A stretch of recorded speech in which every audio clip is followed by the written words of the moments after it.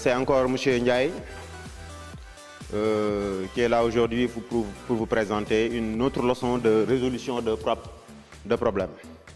Donc, avant de commencer la nouvelle acquisition, on va corriger d'abord notre exercice d'application de la fois dernière, n'est-ce pas? Donc, c'était ça notre exercice d'application. Donc, on avait comme contexte, pour la fête de Tamkharit, Oncle Farba achète au marché 5 poulets à 2500 francs l'un, 2 litres d'huile à 2200 francs et du couscous à 3000 francs.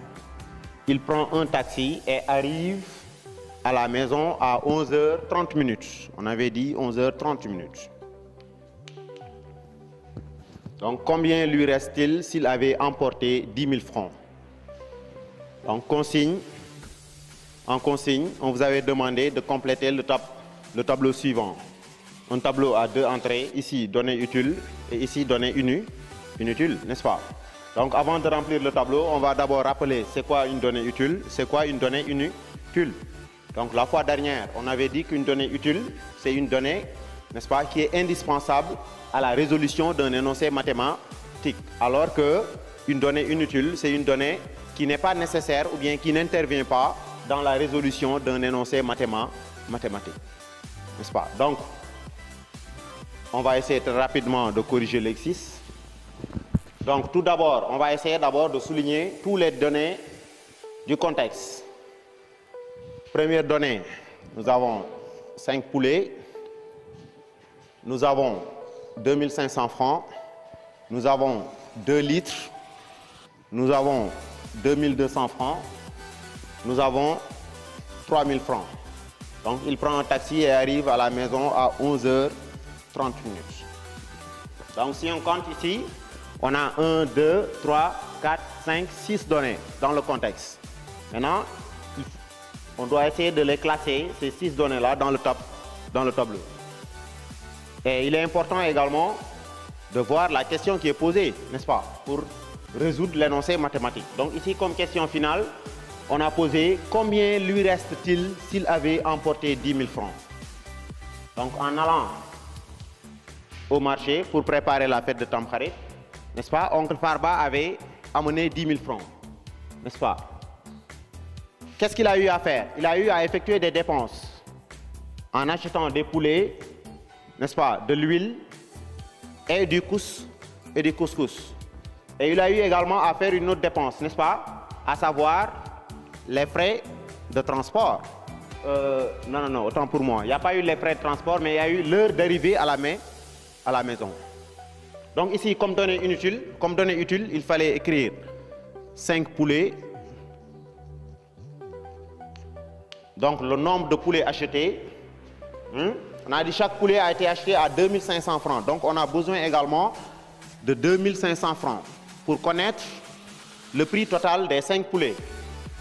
On a dit 2 litres d'huile à 2200 francs. On n'a pas dit à 2200 francs le litre. Donc ça veut dire tout simplement que les 2 litres d'huile coûtent 2200 francs. Donc 2200 francs représente la somme totale payée pour les 2 litres d'huile. Donc ça, c'est une donnée utile, 2200 francs. Ensuite, est-ce qu'elle a acheté également? Du couscous à 3000 francs. Donc 3000 francs également, c'est une donnée utile. Donc voici les 4 données utiles qu'il fallait remplir ici. Et comme donnée inutile, donc pour calculer, il y a aussi, autant pour moi, 10 000 francs qui est sur la consigne. Donc il y a 10 000 francs, la somme emportée au marché. Donc il reste combien de données? Il reste seulement 2 données, 2 litres, 11h30. Donc ici, on n'a pas besoin de 2 litres parce qu'on connaît déjà, n'est-ce pas, la somme totale payée pour les 2 litres. Donc 2 litres ici devient une donnée inutile. Donc comme donnée inutile, nous avons 2 litres. Nous avons 11h30. Donc chers élèves, c'était ça qu'il fallait faire dans vos cahiers d'exercice et trouver le problème. Voilà, comme je vous l'avais dit, donc ça c'était une exercice d'application. Maintenant aujourd'hui nous allons faire une autre donnée mathématique. n'est-ce pas? À savoir la donnée manquante.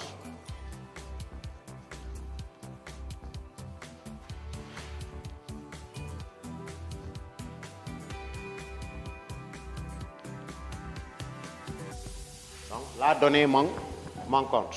Et pour commencer, on va d'abord lire cette situation. Donc, Henriette fait des achats au supermarché. Dans son panier, il y a 2 pots de chocolat de 500 grammes, 3 boîtes de fromage à 2000 francs la boîte, 6 paquets de spaghettis à 1200 francs. Combien a-t-elle dépensé? Donc ça, c'est une situation, n'est-ce pas, qui est réelle. On va essayer d'abord de voir est-ce qu'on peut résoudre cette situation. Qu'est-ce qu'on a dit? Henriette fait des achats au supermarché. Donc, qu'est-ce qu'elle a acheté? Elle a acheté 2 pots de chocolat. Et la masse de chaque pot est de 500 grammes. Qu'est-ce qu'elle a acheté également? 3 boîtes de fromage. Et chaque boîte coûte 2000 francs. Elle a acheté également 6 paquets de spaghettis. Tous les 6 paquets à 1200 francs. Et on veut savoir la somme totale dépensée par Henriette. Donc, pour trouver cette somme, cette dépense totale, n'est-ce pas, on doit faire la somme des prix de tous les produits achetés par Henriette. Donc, qu'est-ce qu'elle a acheté? 2 pots. Donc, 2 pots de chocolat, hein? Donc, 2 pots de chocolat. Et chaque pot, ensuite 3 boîtes de fromage. Et chaque boîte coûte 2000 francs. Ensuite, 6 paquets de spaghettis, hein?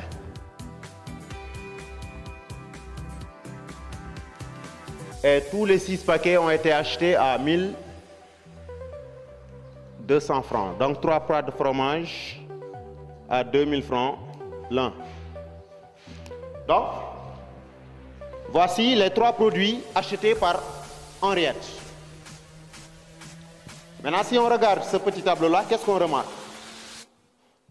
On remarque que directement, on ne peut pas trouver la dépense. N'est-ce pas? Pourquoi? Parce qu'il manque quelque chose. Donc ici, qu'est-ce qu'on a dit? 2 pots de chocolat de 500 grammes chacune. Mais on ne connaît pas le prix total des pots de chocolat. Donc, une donnée qui est indispensable et qui n'est pas donnée ici dans le contexte, n'est-ce pas? C'est ça qu'on appelle une donnée manquante.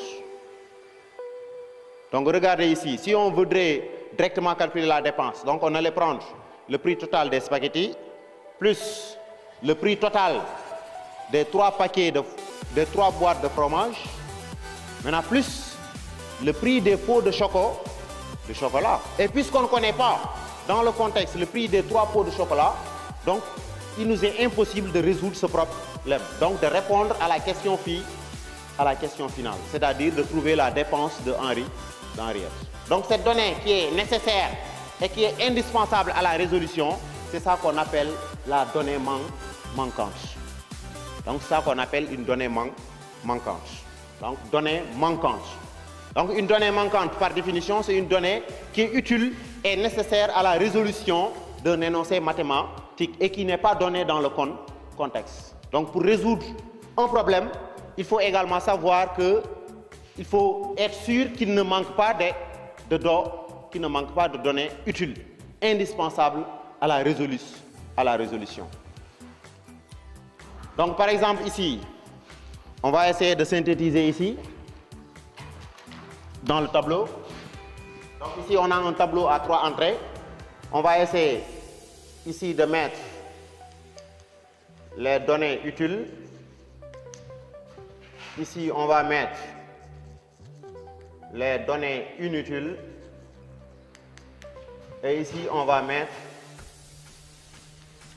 les données ou bien la donnée manquante.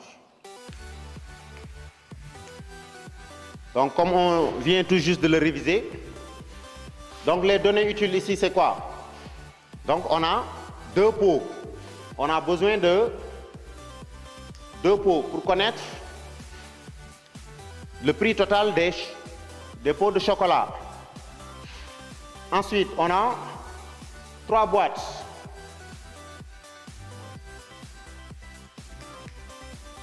Et chaque boîte coûte 2000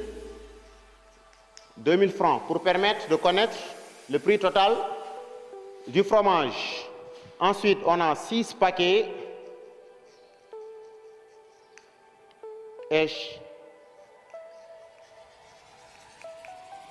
Donc ici, 1200 représente le prix total des 6 paquets. Donc, on n'a pas besoin des 6 paquets pour connaître le prix total des spaghettis. C'est déjà connu. Donc, 6 paquets ici, ce n'est pas un donné utile, mais plutôt un donné inutile. Donc, comme données inutiles, nous avons 6 paquets. Nous avons aussi 500 grammes. On n'a pas besoin de connaître la masse de chocolat pour trouver, n'est-ce pas, son prix. Donc, voici les 4 données utiles et il y a 2 données inutiles. Donc, ici, il y a une donnée manquante. La donnée manquante, c'est quoi? C'est le prix d'un pot de chocolat. Donc, on met ici la donnée manquante. Donc, on doit écrire une petite phrase. Donc, c'est le prix d'un pot de chocolat.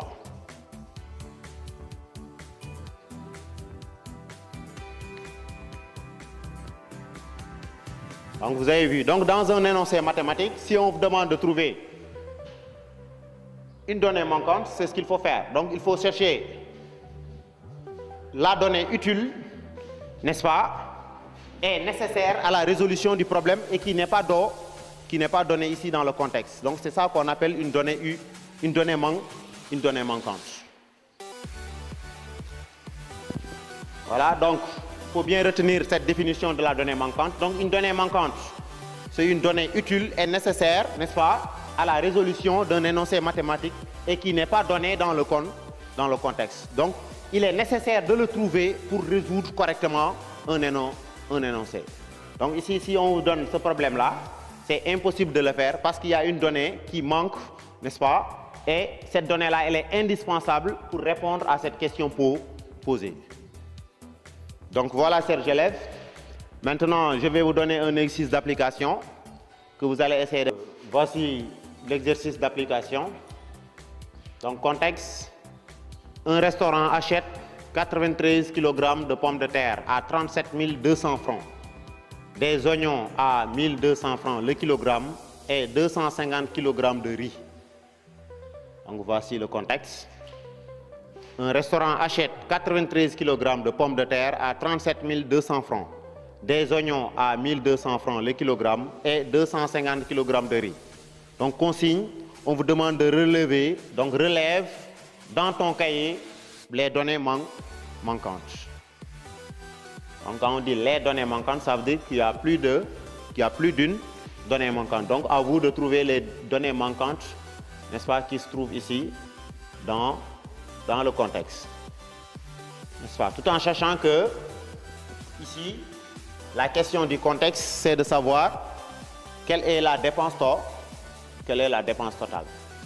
Donc, trouver les données manquantes nécessaires pour trouver la dépense totale, n'est-ce pas, de ce propriétaire du restaurant.